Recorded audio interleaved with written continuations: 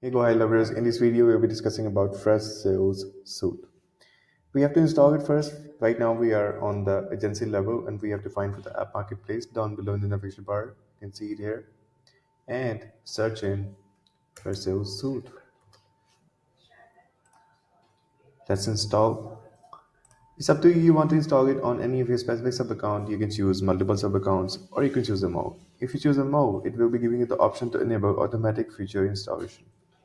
But right now we'll be just choosing our specific sub account, that is Robustness Test. Continue with that.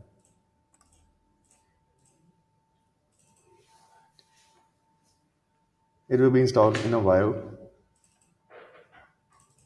The next step will be moving forward towards the app configuration in the sub account. You can see it here as well.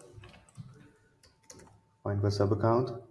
Here we are. Find for the app configuration down below here and search in Fast Sales. Let's get it configured. Here is what we need is the API key and the base URL of your Fresh Sales account. So let's just find it out. Let me show you how to do that.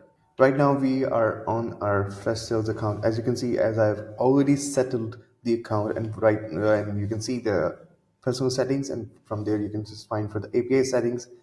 Here is your API key, this one. Just copy paste this one and the base URL. The base URL will be this one.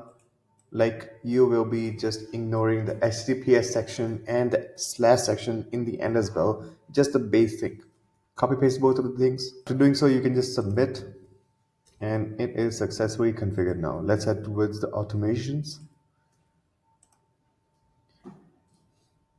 Here we will be just creating a new workflow to check on what value is being provided by Fresh Sales Suite. Just create one, start from scratch. Now we are in our workflow builder. Let's just create a new action.